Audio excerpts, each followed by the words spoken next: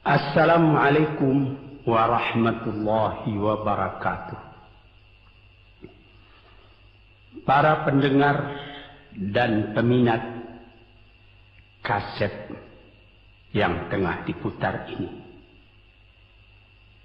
saya menyatakan rasa bahagia, rasa syukur kepada Allah dapat menyampaikan dakwah saya ini sekarang dengan kaset. Moga-moga dapat tuan-tuan putarkan, tuan-tuan dengarkan ketika tenang-tenang dengan anak-anak di rumah, atau ketika naik mobil, di mobil-mobil yang dapat memasang kaset dalam perjalanan yang jauh, sehingga kecapean dan kepenatan dalam perjalanan pun hilang karena mendengarkan suara ini.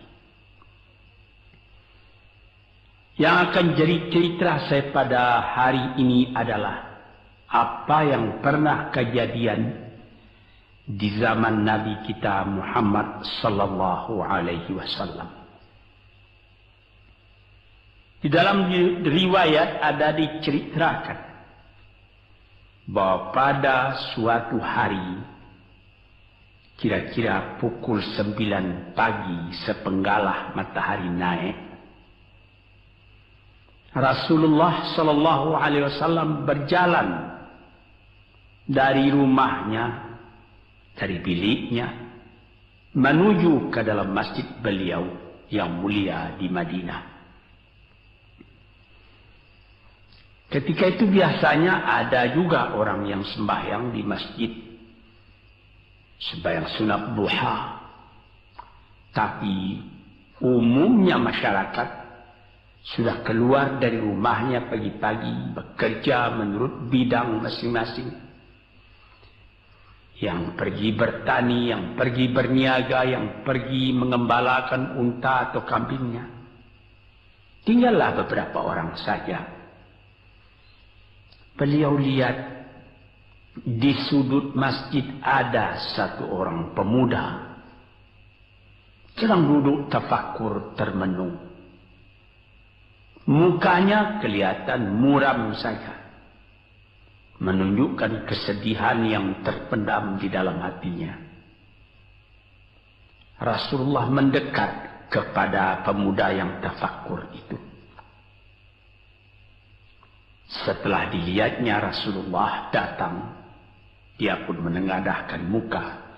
Rasulullah pun bertanya, "Mengapa di saat begini engkau duduk tafakur dalam masjid? Dan wajahmu kelihatan ada menampakkan kesedihan atau muram durja. Apakah yang engkau derita sekarang ini?" Jadi pemuda tadi menjawab, "Hazanun lazimatni ya Rasulullah wa duyunun." Artinya, aku ditimpa duka cita ya Rasulullah karena utang. Rupanya orang ini berutang. Utang telah lama, janji sudah dekat, persediaan buat membayar belum ada. Itu yang saya menungkan di sini ya Rasulullah. Dengan senyum Rasulullah menjawab, "Sudikah engkau kalau aku ajarkan kepadamu suatu bacaan? Apabila bacaan ini, yaitu berupa doa, engkau baca pagi-pagi, dan nanti petang-petang pun engkau baca pula dengan hati khusyuk, insya-Allah hutangmu itu akan terbayar." Tentu pemuda tadi dengan besar hati menjawab, "Tentu ya Rasulullah. Aku senang sekali kalau dapat engkau ajarkan kepadaku apakah doa itu." Lalu Rasulullah membacakan, mengajarkan kepada pemuda itu doa ini. Inilah yang akan saya bacakan pula, mudah-mudahan kita semuanya dapat pula mengambil bacaan ini menjadi bacaan kita. Kita baca pagi, kita baca petang. Apa bunyinya? Allahumma inni a'udzubika minal hammi wal hazani wa a'udzubika minal ajzi wal kasli wa a'udzubika minal bukhli wal jubni wa a'udzubika min ghalabati daini wa qahrir rijal. Sebelum kita uraikan atau kita tafsirkan artinya satu demi satu, baik kita artikan secara keseluruhan lebih dulu. Artinya ialah, ya Tuhanku, aku berlindung kepada Engkau daripada ini. Lalu disebut 8 banyaknya. Yang pertama, aku berlindung kepada Engkau daripada duka cita, daripada kesusahan dan duka cita. Susah dan duka cita, sudah 2. Dan aku berlindung kepada Engkau daripada malas, daripada lemah dan malas, jadi 4. Dan aku berlindung kepada Engkau daripada bakhil, berat mengeluarkan wang, dan daripada pengecut atau penakut, sudah 6. Dan aku berlindung kepada Engkau daripada pengaruh berutang dan daripada kekuasaan orang lain atas diri kita, sehingga kita tidak mempunyai kemerdekaan pribadi lagi. Inilah 8 yang diminta kepada Tuhan. Moga-moga kita jangan diserang oleh penyakit ini. Karena kalau ada ini penyakit yang 8 perkara, itu kita mempunyai pribadi yang lemah. Tidak mempunyai lagi personality yang dapat tegak. Padahal dalam didikan agama kita, tempat kita takut cuma satu, yaitu Allah. Yang lain tidak ada. Yang pertama, susah. Apabila orang telah susah, pikirannya pun sudah tertumbuk. Jalan untuk maju tidak ada lagi. Padahal dalam kehidupan itu, manusia tidak akan berjalan di atas jalan yang datar saja, yang bertaburkan kembang. Kehidupan itu mendaki, menurun, melereng, berenang, melalui ombak dan gelombang. Itu pasti dalam hidup. Apa yang disusahkan? Kusut, tak ada kusut yang tidak selesai. Keruh, tak ada keruh yang tidak jernih. Apabila pikiran kita telah susah lebih dulu, maka gelaplah jalan yang kita tempuh ke muka dalam kehidupan tadi. Yang kedua, kita disuruh berlindung kepada Allah daripada duka cita. Yang menyebabkan orang duka cita itu memang banyak. Misalnya, kehilangan barang yang disukai, kematian orang yang disenangi, bahaya yang datang dengan tiba-tiba,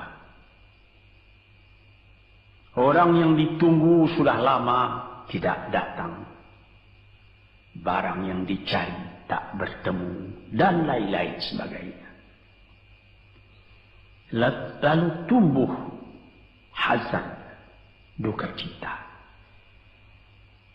Kalau kesusahan menjadikan soal yang kita hadapi jadi kusut, kedukaan menyebabkan jalan yang kita tempuh jadi gelap. Nah, ini 2 dua hal yang bisa menghambat, menjadi rintangan bagi manusia di dalam kehidupannya. Lalu yang ketiga, aku berlindung kepada Engkau ya Allah minal ajaz. Lemah. Lemah apa? Lemah pikiran. Tidak ada energi lagi. Tidak ada inisiatif lagi. Menyerah saja. Lemah. Belum dihadapi suatu soal, hati lebih dulu sudah lemah. Merasa itu soal terlalu besar. Padahal kalau dihadapi, tidak ada kusut yang tidak terselesaikan. Tidak ada keruh yang tidak terjadikan. Yang lebih berbahaya lagi. Yang keempat, apa? Malas. Kalau sudah malas, apa yang akan dikejar lagi? Kita duduk saja termenung-menung dalam kemalasan. Lalu angan-angan banyak, cita-cita mati.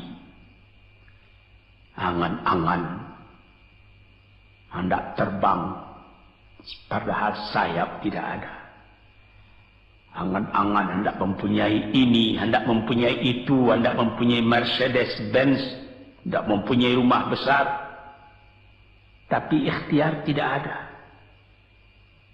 Sebab itu ada pepatah dari orang tua-tua kita di zaman dulu. Dikatakannya, mati, ini di zaman penjajahan dulu nih. Mati Belanda karena pangkat katanya. Mati Cina karena kaya katanya. Mati Keling karena makanan katanya. Mati Melayu atau Indonesia karena angan-angan. Ini dia. Angan-angan karena malas saja, berangan-angan. Tapi malas. Jadi tidak jadi. Dan itu membentuk juga kepada diri kita. Orang pemalas itu jalannya lunglai saja. Matanya muram saja. Tak jauh dia memandang. Ini penyakit. Itu 4 penyakit. Lantas dikatakannya lagi yang nomor 5 dan nomor 6. Wa a'udzubika minal bukhli wal jubni. Dan aku berlindung kepada Engkau daripada bakhil dan pengecut. Ini lebih berbahaya lagi. Dikumpul-kumpulnya harta banyak-banyak. Maksudnya tadi hendak menguasai harta itu. Lama-lama dengan tidak disadarinya, harta itulah yang menguasai dia. Dia menjadi bakhil. Siang malam tidak ada kesenangan, cuma sibuk cari uang, cari uang, cari uang. Kemudian simpan banyak-banyak. Gunanya ya cuma mengumpul itu saja.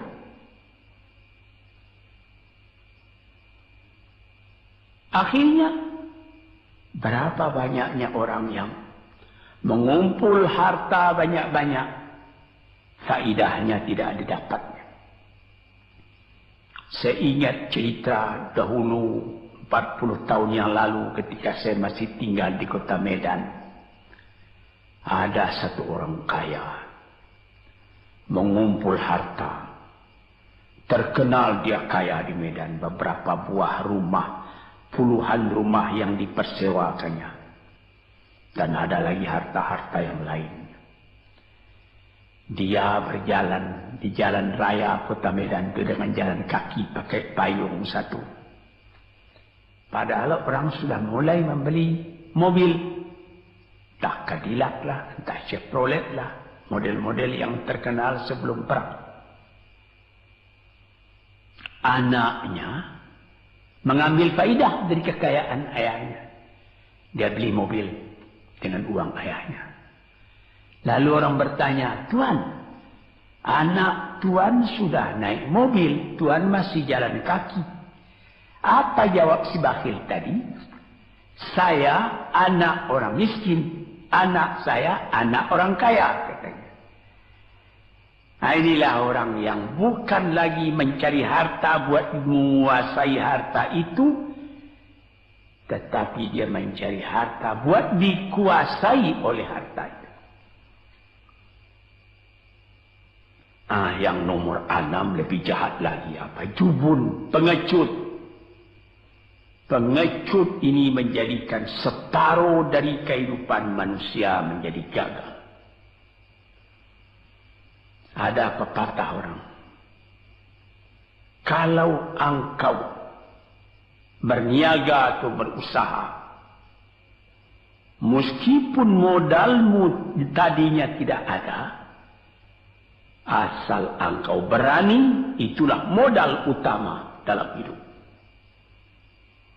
Sesuai dengan pepatah Melayu atau pepatah Indonesia lama, dia katakan,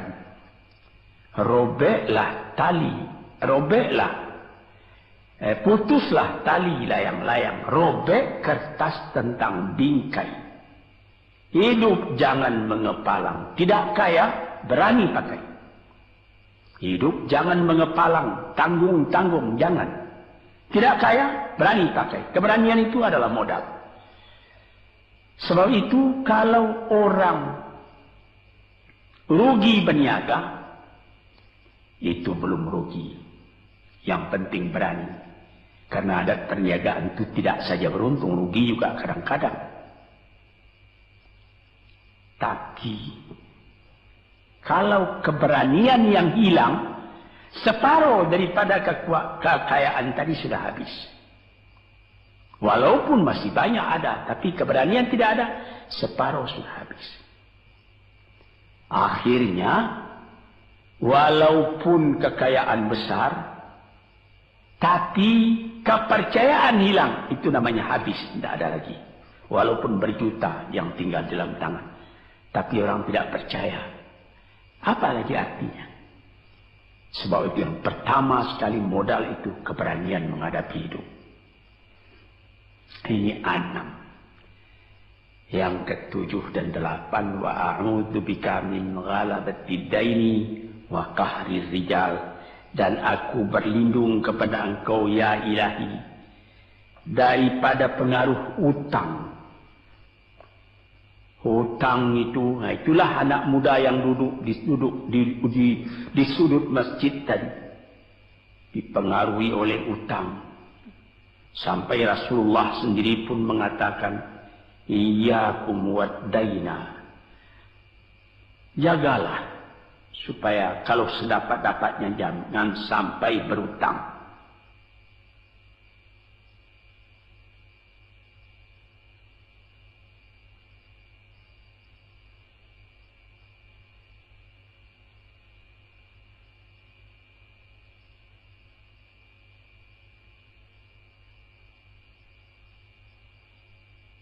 Bisa juga berutang kalau keberanian tidak ada, dan berani itu membuka jalan buat mencari bayarnya.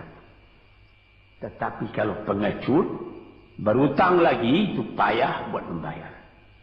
Sebab itu Nabi mengatakan, iyyakum wad-daina, saya akan sedapat-dapatnya elakkanlah supaya jangan berutang. Fa innahu hammun bil laili wa mazallatun fin nahari. Hutang itu susah pada malam hari, mata tidak mau tidur. Dengan apa imbangan hutang tadi, berapa utang, berapa yang akan diterima, sehingga mata tidak mau tidur malam itu memikirkan hutang. Akhirnya mazallatun fin nahari, kalau siang hari badan berasa hina, tak berani keluar dari rumah. Kota Jakarta yang begitu besar, bersilang siur, jalan-jalan raya, jalan Tamrin, Diponegoro, Imam Bonjol, Cut Mutia, dan lain-lain nama jalan. Ada orang yang jalan itu bertambah lama, bertambah kecil jumlahnya. Kalau orang lain mempunyai 100 macam jalan, dia paling tinggi cuma 2 saja jalannya dapat jalani. Jalan dari rumahnya ke tempat yang tertentu. Ke lain dia tidak berani. Kenapa? Karena ada tempat dia berhutang. Jadi dikatakan dalam hadis itu, orang berhutang malam tak mau tidur, siang malu sama orang. Takut akan ditanyai, takut akan dicari. Ataupun dia berbenam di rumah, datang orang menunggu piutang. Dia bilangkan kepada pembantunya atau kepada anaknya, katakan bapak tidak di rumah. Anak yang tolol atau pembantu yang tolol menjawab, mana bapak? Dia suruh bilangkan bahwa bapak tidak ada di rumah. Kata anak tadi, betapa susah. Lantas yang nomor 8, wa qahrir rijal. Kita tidak mempunyai lagi kemerdekaan diri buat menyatakan perasaan kita. Karena kita segan kepada orang. Kita terlalu banyak berutang budi kepadanya. Kita terlalu banyak mendapat hadiah daripadanya. Kita terlalu banyak dan lain-lain. Sehingga mulut kita jadi tertutup, tak dapat bercakap lagi. Ditekan oleh hutang budi kepada orang tadi. Kemerdekaan diri tidak ada lagi. Inilah 8 perkara yang ditunjukkan oleh Nabi Sallallahu Alaihi Wasallam kepada pemuda yang duduk tadi. Dapatlah kita mengambil pedoman dalam kehidupan kita sendiri bahwa yang amat penting lebih dahulu ialah kemerdekaan jiwa. Kalau sekiranya di dalam negara yang telah merdeka kita sama sekali menyorakkan, meliuk lambaikan kemerdekaan di mana saja kita pergi. Tapi banyak orang yang lupa negaranya telah merdeka, dirinya sendiri telah menjadi terjajah. Bukan Belanda, karena Belanda sudah lebih 30 tahun pergi meninggalkan negeri ini. Dan bukan bangsa yang lain, tapi penjajahan yang datang daripada sifat-sifat yang lemah yang kita katakan tadi. Kesusahan. Kalau kesusahan kita perturutkan, jalan yang kita tempuh menjadi buntu. Kita tak tahu lagi kemana akan pergi. Susah. Susah. Pagi susah, malam susah. Sehingga kusut benang itu tak tahu lagi jalan keluar. Padahal pangkal dari kesusahan itu bukan dari luar, tapi dalam jiwa kita sendiri, dalam dada kita sendiri. Yang kedua, dikatakan duka cita. Saya teringat kepada satu pantun Melayu atau pantun Indonesia. Dikatakannya, kalau berpiduk jangan bermenung. Kalau bermenung riak pun tiba. Kalau duduk jangan termenung. Kalau termenung hati pun iba. Kalau hati sudah iba, jalan tertumbuk. Sampai ada juga pepatah nenek moyang kita, hati yang marah mendorongkan, hati yang iba menjauhkan. Sebab itu haruslah kita bersedia membesarkan jiwa kita sendiri. Marfu'ar ra's, maufurul kiramah. Kepala terangkat, harga diri dijaga. Itu. Kemudian dikatakan yang kedua, al-ajaz, lemah, al-kasal, malas. Kelemahan ini juga ada yang karena penyakit. Kenapa lemah saja? Kenapa tiap-tiap pekerjaan yang dihadapi pesimis yang timbul sehingga timbul malas? Kalau perlu, kita pergi kepada dokter, terutama psikiater. Kita tanyai, di mana segi kelemahan ini. Karena kelemahan jiwa, kemalasan, malas dan lemah itu dari jiwa pangkalnya. Ahli-ahli ilmu kesehatan yang telah mendalam mengetahui hubungan antara rohani dengan jasmani kita, sehingga timbul ilmu yang dinamai psikosomatik atau psikoterapi, menganalisa jiwa dari mana seginya, maka timbul lemah, maka timbul malas. Di sini kita memerlukan kuatnya energi. Sebab apabila manusia mempunyai jiwa yang besar, pekerjaan yang besar pun dipandangnya kecil. Tetapi apabila manusia mempunyai jiwa yang kecil, pekerjaan yang kecil pun dipandangnya besar. Kita misalkan saja kedua orang pemimpin yang kita cintai dan kita hormati. Proklamator kita Bung Karno dan Bung Hatta. Mereka mempunyai jiwa-jiwa yang besar. Sebab itu mereka memproklamirkan kemerdekaan Indonesia. Indonesia yang besar yang terjadi daripada puluhan ribu pulau. Dengan 45 kata perkataan, 45 patah perkataan. Dengan ini kami menyatakan kemerdekaan Indonesia. Tapi kalau beliau misalnya orang yang berjiwa kecil, dia akan bertanya, bagaimana bisa Indonesia merdeka? Kita sudah miskin, melarat, dulu dijajah Belanda, kemudian ditekan Jepang. Kapan dia mengkaji itu pekerjaan yang detail-detail, yang kecil-kecil, dia anggap itu besar. Ini misalnya. Maka orang-orang yang ajaz, yang lemah, atau yang kasar, yang pengecut, yang pemalas, tidak dapat mengerjakan pekerjaan yang besar-besar. Nah, kemudian yang kelima dan keenam, wa a'udzubika minal bukhli. Aku berlindung kepada engkau daripada bakhil.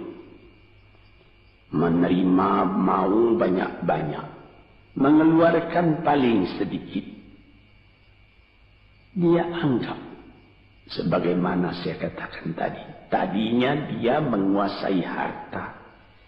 Akhirnya dengan tidak disadarinya, dia yang dikuasai oleh harta. Akhirnya orang yang begini kerjanya cuma mengumpul-ngumpul harta saja. Kumpulkan harta banyak-banyak. Kemudian Tuhan memanggilnya kembali ke akhirat. Mati. Tidak ada harta tadi yang dibawanya. Tinggal menjadi perselisihan di antara anak dan cucu. Di hari-hari yang pertama, anak tadi menangis. Ayahnya telah mati. Tapi di hari yang kedua dan ketiga, dia tidak menangis lagi. Dia berpikir, di mana kunci ditaruh ayah? Di mana simpanan ayah? Berapa peninggalan ayah? Lalu dia berkelahi. Anak tadi. Nah ini, karena si ayah tadi bukhul, bakhil. Nikmatnya orang lain yang merasai, dia sendiri sengsara diperintah oleh hartanya itu. Apatah lagi yang keenam, jubun, pengecut. Dia berjalan siang, dia berjalan malam hari. Kelihatannya olehnya pohon kayu bergerak-gerak.